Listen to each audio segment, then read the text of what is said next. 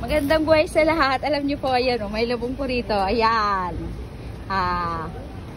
Madam, kay China ni ko? Tama yan ka. Oh, patman daw. 8 daw ang isang kilo. $8. Ayan.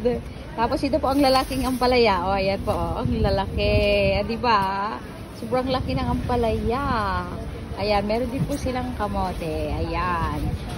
Ano ito po? 5. $5 po ito. Tapos ito po yung napakagandang ampalaya. Laputi. Ayan. O, di po ba? O, ayan. Tapos ang lalaki po ng mga kamatis.